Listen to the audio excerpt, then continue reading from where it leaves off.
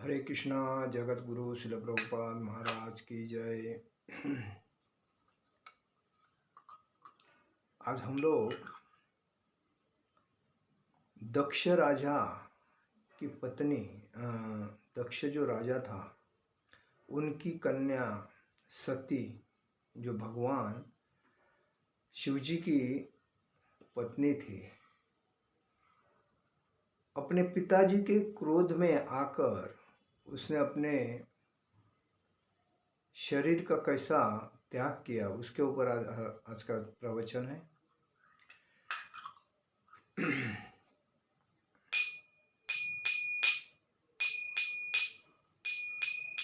जय राधा माधव कुंज बिहारी,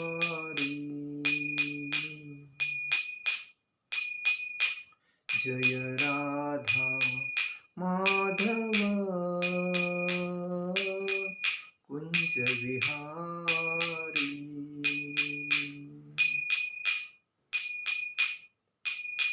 गोपीजन वल्लभ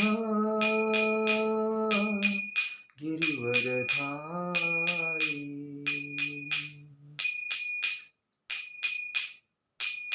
गोपीजन वल्लभ गिरिवरधारी, यशोदानंदन ब्रज जन रंजन, यशोदानंदन ब्रज जन रंजन, यमुना तीरा वनचारी, यमुना तीरा वनचारी। जय राधा माधव कुंज बिहारी, जय राधा माधव कुंज बिहारी।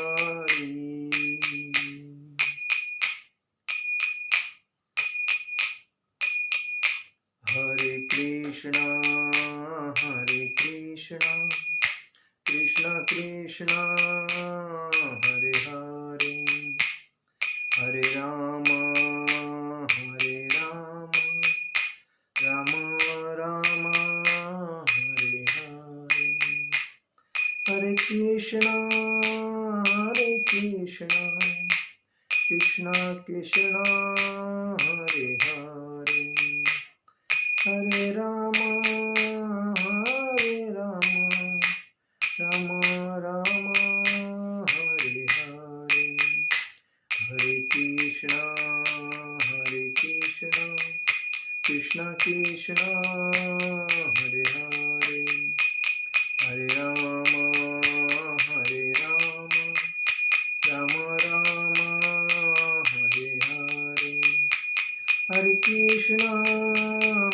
कृष्ण कृष्ण कृष्ण हरे हरे, हरे राम राम राम हरे हरे, हरे कृष्ण कृष्ण कृष्ण हरे हरे, हरे राम राम राम हरे हरे। जय ओम विष्णुपाद परमहंस परिव्राजकाचार्य अष्टोत्तर शतशील। अब शिल अभय चरणारविंद भक्ति वेदांत स्वामी शिल प्रभुपाद महाराज की जय। नित्य लीला प्रविष्ट जय ओम विष्णुपाद परमहंस परिव्राजकाचार्य अष्टोत्तर शतशील शिल भक्ति सिद्धांत सरस्वती ठाकुर शिल प्रभुपाद महाराज की जय। अनंत कोटि वैष्णव वृंद की जय। नामाचार्य शिल हरिदास ठाकुर की जय। प्रेम से कहो श्री कृष्ण चैतन्य प्रभु नित्यानंद, श्री अद्वैत गदाधर शिवासादि गौर भक्त वृंद की जय। श्री श्री राधा कृष्ण गोप गोपीनाथ श्याम कुंड राधा कुंड गिरि गोवर्धन की जय। वृंदावन मथुरा वृंदावन धाम की जय। मायापुर नवदीप धाम की जय। द्वारका धाम की जय। जगन्नाथपुरी धाम की जय। बद्रीनाथ धाम की जय। अयोध्या धाम की जय। गंगा माई की जय, यमुना माई की जय, तुलसी महारानी की जय, भक्ति देवी की जय, हरिनाम संकीर्तन की जय, समवेद भक्त वृंद की जय, समवेद भक्त वृंद की जय, समवेद भक्त वृंद की जय, श्री गुरु गौरांग की जय, निताय गौर प्रेमानंदे हरि हरि बोल। ओम अज्ञानतिमिरान्धस्य ज्ञानाञ्जनशलाकया चक्षुरुन्मिलितेन तस्मै श्रीगुरुवे नमः। श्रीचैतन्यमनोभीष्टं स्थापितं येन भूतले स्वयं रूपकदा मह्यं ददाति स्वपदान्तिकं। वन्देऽहं श्रीगुरु श्रीयुतपदकमलं श्रीगुरुवैष्णवाञ्च श्रीरूपं साग्रजातं सहगण रघुनाथामतं सं सजीवं साद्वैतं सावधूतं परिजनसहितं कृष्णचैतन्यदेवं श्रीराधाकृष्णपादान् सहगण ललिता श्रीविशाखान्विताञ्च। हे कृष्ण करुणा सिंधु दीनबंधु जगतपते गोपेश गोपिका कांत राधा कांत नमस्ते। तप्त कांचन गौरांगी राधे वृंदावनेश्वरी विश्वभानुसुते देवी प्रणमामि हरिप्रिये। वाञ्छाकल्पतरुभ्यश्च कृपा सिंधु भवसपतितानां पावनेभ्यो वैष्णवेभ्यो नमः।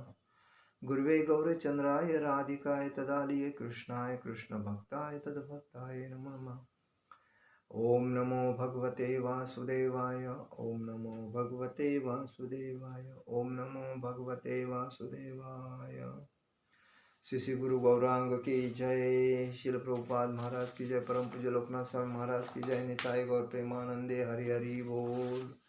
आज हम लोग चर्चा करेंगे स्कंद चौथे पर, अध्याय चौथा, और दक्ष राजा और उनकी कन्या सती देवी, भगवान शिवजी की पत्नी। एक्चुअली समाज में सबको मालूम है, माता के घर से जब लड़की का शादी हो जाती है तभी माता पिता ने अपने लड़की को छोटे से पैदा होने के बाद, जो छोटे से लेकर शादी होने तक उसके लाड़ प्यार जो किया होता है, उसके साथ इतने सालों का संबंध रहता है, और उस संबंध में उनका वो दिल का टुकड़ा बन जाता है। और जब दिल का टुकड़ा होने के बाद जब उसका शादी करने का टाइम आता है तभी माँ बाप को वो वेदना सहन नहीं होती है। या लड़की जब अपने पति के घर जाती है तभी उसको भी वो सहा नहीं जाता है, मैं मेरे माता पिता को छोड़ रही हूँ। मतलब इतना घनिष्ठ संबंध माता का लड़की का, पिता का और लड़की का होता है कि हर समाज में जब भी, क्योंकि देखिए पुत्र तो माँ को ज़्यादा मानता है, और जो पुत्री होती है, बेटी होती है, तो पिता को ही ज़्यादा मानती है, कोई भी घर में जाके देखिए।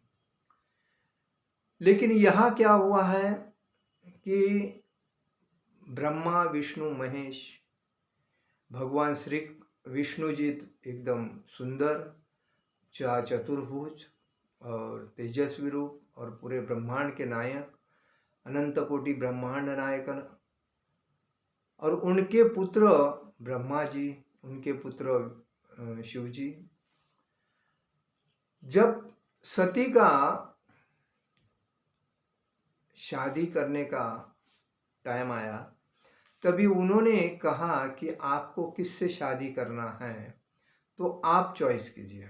तो उन्होंने मुझे शिवजी पति चाहिए ये व्रत किया, और व्रत करने के बाद उनको उनके सपने में आके, उनके वास्तव में आके जब उन्होंने देखा अभी मुझे यही पति है, तो पहले नज़र में उनकी जब नज़र गिरी और सामने से शिवजी आए तो उन्होंने उनको प्रसन्न किया और उन्होंने बोला यही मेरे पति है। जब उन्होंने यही मेरे पति बोलने के बाद उनके माता को तो वो पसंद नहीं थे, और पिताजी को भी पसंद नहीं थे, मतलब सती के। पार्वती के।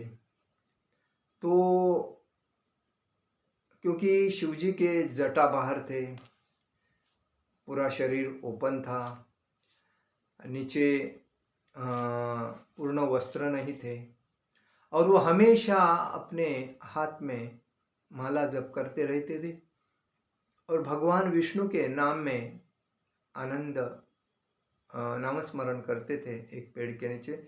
उनके पास कोई धन संपत्ति ऐश्वर्य ऐसा कुछ नहीं, क्योंकि वो भगवान है, उनके पास सब कुछ है, उनको क्या चीज की जरूरत है, जब कुछ तुरंत मिल जाता है। लेकिन दक्ष महाराज ये सृष्टि रचने वाले थे, अनेक पैदा करने वाले थे, मतलब अनु रेणु उत्पत्ति पैदा करने का उनको वर मिला। तो वो अनेक, तो उनके अनेक कन्याएं थी, उसमें सबसे सुंदर कन्या यही थी पार्वती, सती देवी। तो जब उन्होंने शिवजी से विवाह किया, विवाह करने के बाद वो शिवजी के साथ रहने लगी। तो एक दिन दक्ष महाराज के घर में होम हवन था, और उस होम हवन के लिए उन्होंने सभी देवता को आमंत्रित किया। सभी देवता को, भगवान विष्णु को, ब्रह्मा, सबको आमंत्रित किया। फक्त अपने जावई को आमंत्रण नहीं किया था, जो शिवजी जो थे उनको आमंत्रण नहीं दिया था, ना उन्होंने अपने लड़की को आमंत्रण दिया था। आज भी समाज में कोई कोई माता पिता ऐसे क्या बोलते उसको, कठोर मन के होते हैं। उनको, उनके मन में ये भाव नहीं रहता है कि मैंने इस बच्चे को जन्म दिया है, पाल कर बड़ा किया हूँ, उसने प्रेम से शादी किया है और वो अपने पति के साथ सुख दुख में रह रही है, लेकिन मैं माता और मैं पिता हूँ, तो मैं उसको बुला के उसका आदर सत्कार करूँ, और थोड़ा उसको भी आनंद आएगा कि अपने माता पिता ने बुलाया, और मुझे भी आनंद लगेगा कि मेरी लड़की मेरे घर पे आई है। तो वो हिसाब से आज भी कठोर मन के लोग अपने समाज में रहते हैं। मुझे उनकी आश्चर्य लगता है कि ऐसे उनका मन कठोर क्यों होता है। हम लोग आए हैं इस जीवन में भगवान की भक्ति करने के लिए, कोई एंजॉय करने के लिए आया है, कोई मौज करने के लिए आया है, कोई जीवन का, तो जिसके नसीब में जो लिखा है उसको वो पति मिलता है, उसको वो पत्नी मिलती है। वो प्रेम से मिले या शादी संबंध से मिले। कोई कोई का प्रेम तो ऐसा होता है एक झटके में देखने का, कभी नहीं देखा लेकिन फर्स्ट टाइम देखने के बाद आकर्षण हो जाता है, एक दूसरे से पहचान हो जाती है, और तुरंत एक दूसरे को बोलते हैं तुम मेरे से शादी करते हो। ऐसा भी प्रेम होता है। कोई कोई इतने सालों से देखता है तो उसको लड़की शादी करने के लिए मिलती नहीं है, लड़के को लड़की नहीं मिलती है, लड़की को लड़का नहीं मिलता। वो 1 साल गया, 2 साल गया, 5 साल गया, 10 साल गया, शादी के चक्कर में टेंशन में रहता है और सूखता जाता है। ऐसे भी लोग समाज में हैं। लेकिन जब माता पिता ने उसकी शादी करके देने के बाद, या उस लड़की ने अपने मन के मन से प्रसन्न करके लड़के के साथ शादी करने के बाद, जब माता पिता ये सोचते हैं कि वो गई उधर मर गई, तो ये महामूर्ख माता पिता है, क्योंकि ऐसा नहीं बोलना चाहिए। जब आपने उनको जन्म दिया और उसने अपने मर्जी से किया है, तो उसका सुख दुख वही भोगेगी, आपको तो कोई तकलीफ नहीं देंगी। लेकिन उसको सहकार्य मतलब प्रेम देने के लिए आओ, 1-2 दिन रहो, बाद में जाओ, ऐसा बोलने में क्या होता है, अपना तो कुछ जाता नहीं।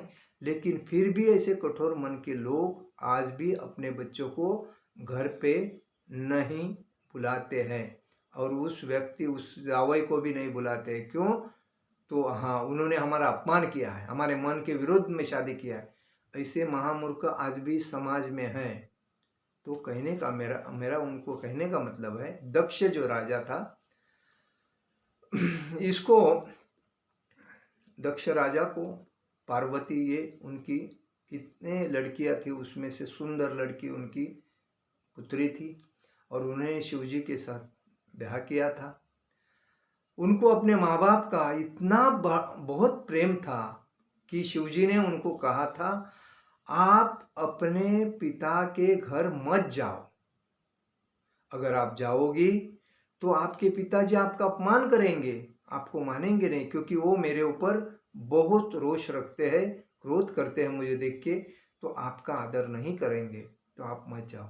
लेकिन लड़कियां हमेशा प्यारी भूली रहती है, उनके दिमाग में यही होता है कि वो मेरे हैं, वो मेरी बहना है, वो मेरे भाई है, वे मेरे माता पिताजी है। अगर जिस दिन पति लड़की को अपने उसके माता पिता की बारे में कभी अगर टोकता है या कुछ विरोध में बोलता है, वो लड़की अपने पति का क्रोध करती है। क्यों? क्यों? उन माता पिता से प्रेम करती है, भाई बहन से प्रेम करते हैं। और इसी वजह से शिवजी ने अपने पत्नी को, सती को कहा कि आप मत जाओ, आपका बहुत अपमान होगा। लेकिन उसने नहीं सुना। वो बोली, नहीं, मेरे पिताजी है, आप नहीं समझते मेरे पिताजी का प्रेम, मेरे माताजी का प्रेम। और ये जब चली गई, वहां जाने के बाद सबका आदर सत्कार हो रहा था, सबका आदर सत्कार हो रहा था, सबको सम्मान मिल रहा था। लेकिन ये जाके जब अपने माता को देखा और देखने के बाद माता भी उसको देख के मुंह ऐसा किया, पिता ने उसके ऊपर देखा नहीं। बहनें उसको मिलने आई, जब बहनें मिलने आए तभी उसके माता ने और पिता ने उनको बाजू करवाया, वो अकेली रह गई। और अकेली रहने के बाद वो, मेरे पिताजी मुझसे बात करेंगे, मेरी माता मुझसे बात करेंगी, ऐसा सोच के उनके पास गई। और पास जाने के बाद भी वो पिताजी उससे बात नहीं किया, माताजी ने उससे बात नहीं किया। और जब उसको मालूम पड़ा,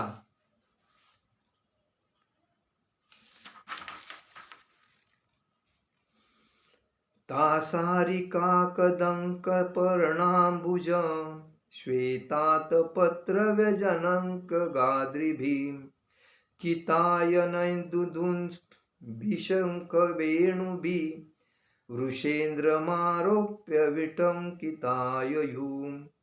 भगवान शंकराच्या अनुयायांनी सतीसाठी नंदीच्या पाठीवर बसण्याची व्यवस्था केली आणि सारिका हा तिचा आवडता पक्षी तिला दिला। तिच्या करमणुकीसाठी एक कमळपुष्प, एक आरसा आणि अशा काही वस्तू त्यांनी समवेत घेतल्या आणि एका मोठ्या छत्री छाया दिली छत्रीची। आणि नगारे, शंख, वाद्यांच्या साथीने गाणारा एक समूह त्यांच्या समेत येत होता। अशा रीतीने ते संपूर्ण मिरवणूक राजाच्या मिरवणुकीप्रमाणे ती त्यांच्या महालात निघाली होती। ती जेव्हा तिथे पोचली, पितृगृही आली, तेव्हा यज्ञ समारंभ चालला होता। यज्ञस्थळी जेथे सर्वजण वैदिक मंत्रघोष करीत होते, तिथे तिने प्रवेश केला। अनेकानेक श्रेष्ठ ऋषीगण, ब्राह्मण आणि देव तेथे एकत्रित जमले होते। यज्ञ मंडपात अनेक यज्ञीय पशु होते आणि मृत्तिका, पाषाण, सुवर्ण, काष्टे, दर्भ आणि चर्म यापासून बनलेली पात्रे इत्यादी यज्ञोपवी गोष्टी सुद्धा होत्या।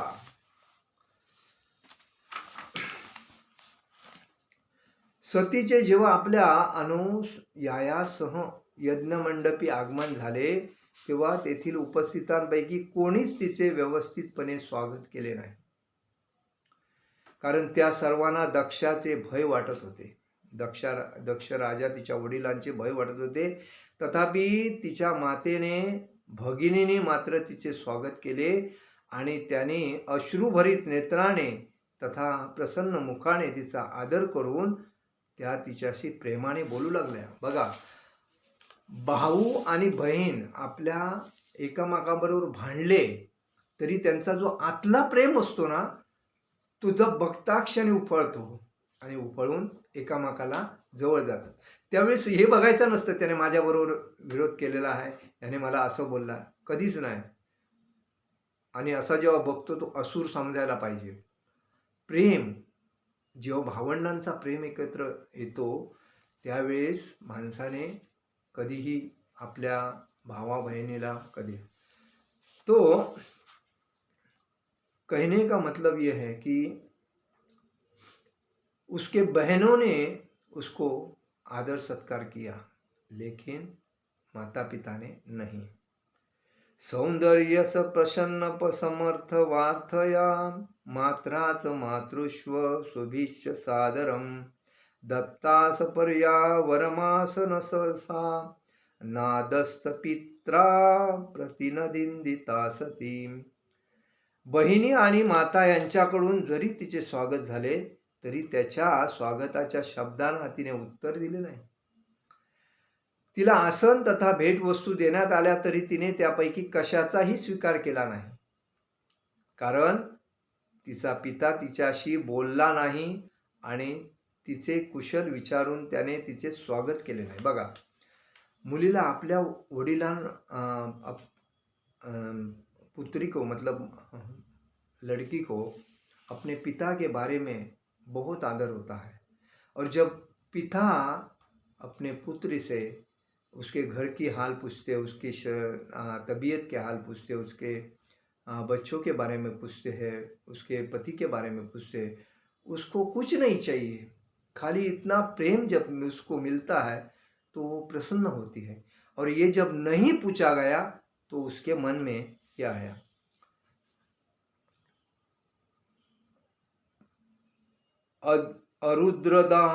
अरुद्रभांगम तमवेक्ष चाध्वरम पिताच देवे कृतहेलन विभोम अनादुता यज्ञ सदस्तधीश्वरी चुकोपलोकानि वधक्षतीरुषाम. यक्षस्थळी उपस्थित सतीने पाहिले की तेथे आपले पती भगवान शिव यांच्यासाठी हवीरभाव नव्हता. पुढे तिचा ध्यानी आले की केवळ भगवान शंकरांना निमंत्रण करण्याचे तिचा पिता विसरला होता. असे नव्हे तर त्याने जेव्हा भगवान शंकराच्या श्रेष्ठ पत्नीस पाहिले तेव्हा त्याने तिचे स्वागतही केले नाही. अशा रीतीने ती अत्यंत क्रोधिष्ठ झाली, इतकी की जणू तिने तिच्या नेत्रांनी ती आपल्या पित्यास उद्ध्वस्तच करणार होती.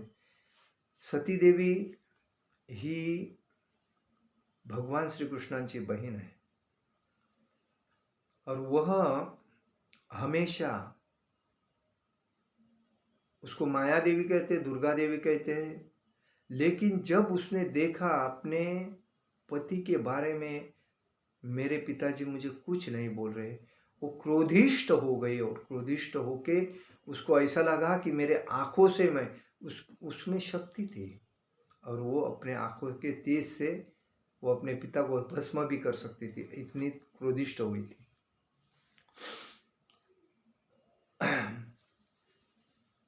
एक्चुअली क्या है कि भगवान शिवजी यह स्मशान में रहते हैं और स्मशान में रहने से वहाँ भूत मतलब अघोरी जादू जितनी भी है वो सब उनके पास ही उनके भक्त होते हैं. आज अगर शिवजी के पास जाओगे तो यही आपको मिलेगा. जितने गलत रास्ते के जो लोग हैं वो सब शिवजी के मतलब तमोगुणी वाले जो लोग हैं वो शिवजी की भक्ति करते रहते हैं. और सत्वगुणी जो लोग हैं वो विष्णु जी की, कृष्ण की भक्ति करते हैं. और रजगुणी वाले हैं ब्रह्मा जी की करते हैं और शिव जी की करते हैं. यही बात है. तो यज्ञ श्री विष्णूना संतुष्ट करण्यासाठी हर व्यक्ति भगवान श्री कृष्ण को, भगवान विष्णु को संतुष्ट करने के लिए अपने घर में यज्ञ करता है और वही यज्ञ में वो अपने लोगों को बुलाता है और उनको मार्गदर्शन करता है. तो इसमें दिया है क्योंकि जब यज्ञ करते हैं तो सभी देवता प्रसन्न हो जाते हैं. एक यज्ञ करने से, और उसका फल उनको सब मिलता है। तो इसलिए कहा गया है यज्ञेश सर्व यज्ञांच्या फळाचेही भोगता भगवान विष्णू आहेत। त्या विशिष्ट श्लोकामध्ये भगवान म्हणतात की भोक्तार यज्ञ तपसाम, म्हणजे मी सर्व यज्ञांचा वास्तविक भोक्ता आहे। हे सत्य न जाणताच अल्पज्ञ लोक काही भौतिक लाभाकरिता यज्ञ करतात, वैयक्तिक इंद्रिय तृप्तीसाठी काही ऐहिक लाभ मिळावेत यासाठी हे यज्ञ करतात। तर त्यांच्या अनुयायांसारखे लोक यज्ञ करतात, कोणत्याही वास्तविक लाभाविना केले जाणारे निव्वळ परिश्रम म्हणून अशा यज्ञांची निंदा या ठिकाणी करण्यात आली आहे। या विधानाची पुष्टी भागवतात इतरही करण्यात आली आहे। एखादा मनुष्य यज्ञ इतर सकाम कर्म करण्याच्या वेदोक्त आदेशाचे पालन करीत असतो। अशा कर्माद्वारे त्याच्या ठायी भगवान श्री विष्णू विषयीचे आकर्षण विकसित होत नसेल तर त्याने कर्म म्हणजे निरर्थक कष्ट होते। ज्याच्या ठायी भगवान विष्णू विषयी प्रेम उत्पन्न झाले आहे त्याच्या ठायी विष्णू भक्ती विषयी सुद्धा प्रेम नि आदर विकसित झाला पाहिजे। भगवान शंकर वैष्णवांमधील प्रमुख समजले जातात। वैष्णवानाम यथा शंभू, बघा भगवान विष्णूचे मुख्य भक्त भगवान शिवजी आहेत आणि त्यानंतर बाकीचे भक्त आहेत, परंतु सर्वात श्रेष्ठ भक्त राधाराणी आहे। तर सांगायचं तात्पर्य काय, वैष्णवानाम यथा शंभू, शंभूराजे सर्वात महान भक्त भगवान शंकर जे आहेत। भगवान शंकराविषयी मुळीच आदर नाही, तेव्हा तिला फार राग आला, कारण सर्वात श्रेष्ठ भक्त कोण आहेत, शिवजी आहेत, आणि त्यांचा जेव्हा आदर नाही तेव्हा सतीला अतिशय राग आला। अहो अनाब्नम मददस्त पश्यत प्रजापतेयस्त चराचरम प्रजा जहावसुन यद्वित मतात्मजा सती मनस्विनी मानम भक्षिण महर्ती। सर्व प्राणी मात्रांचा पालन करता असलेल्या प्रजापती दक्षाने जेवढे प्राणी वगैरे उत्पन्न झाले तर त्याचा दक्ष हीच मुख्य आहेत। आपली कन्या सतीचा इतका अनादर करावा हे निश्चितच आश्चर्यकारक आहे, कारण सती तर केवळ पतिनिष्ठच होती असे नव्हे तर ती एक महात्मा होती। दक्षाच्या उपेक्षेमुळे तिने आपल्या देहाचा त्याग केला।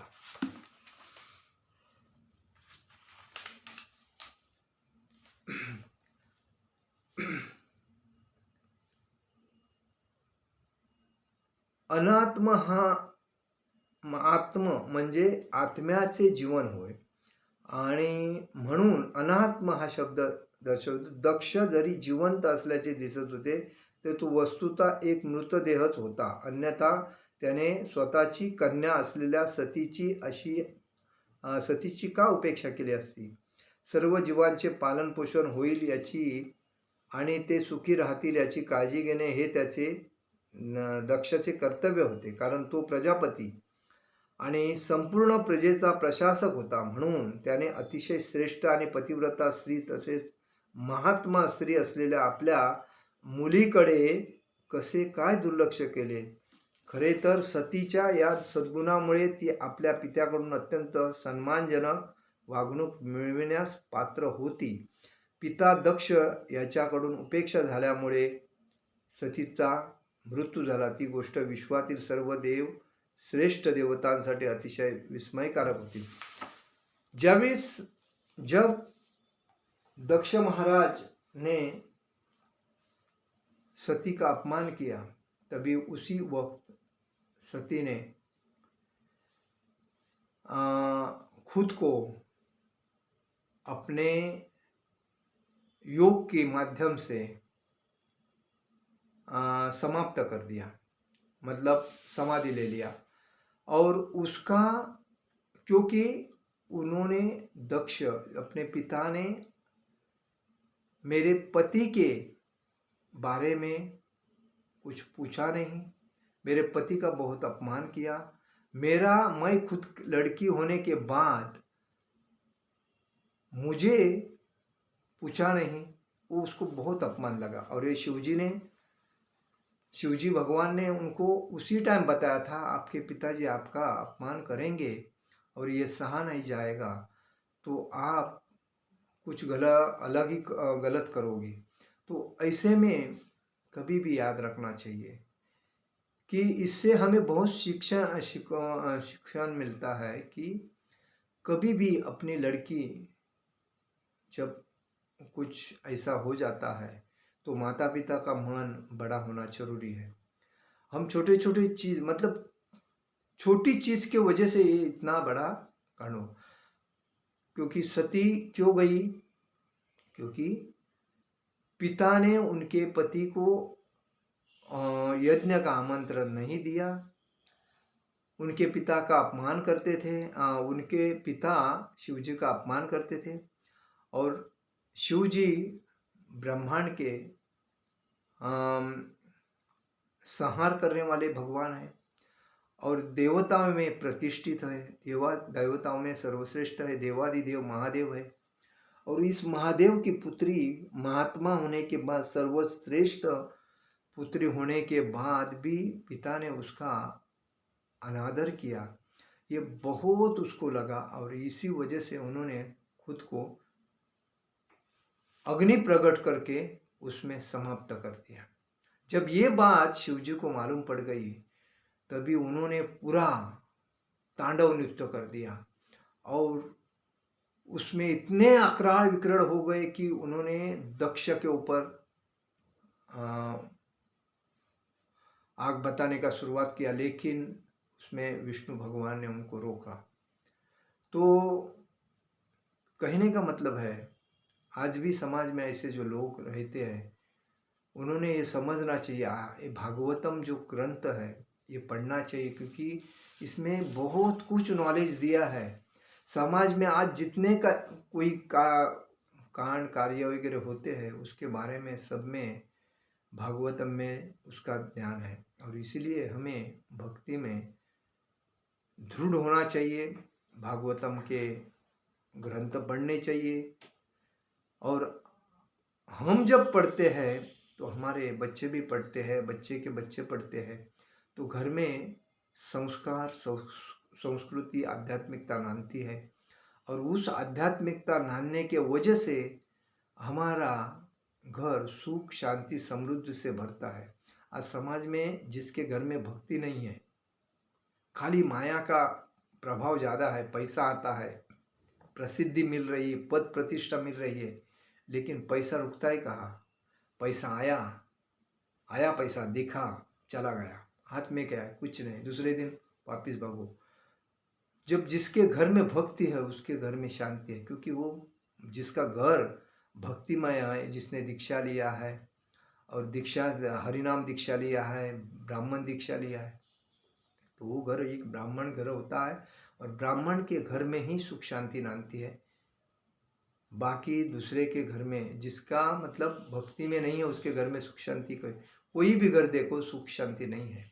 और इसीलिए भक्ति में दृढ़ हो जाओ। हरे कृष्णा कृष्ण कृष्ण हरे हरे, हरे राम राम राम हरे हरे। जगत गुरु शिल प्रभुपाद महाराज की जय। परम पूज्य लोकराज स्वामी महाराज की जय। निताय गौर प्रेमानंदे। हरि हरि बोल।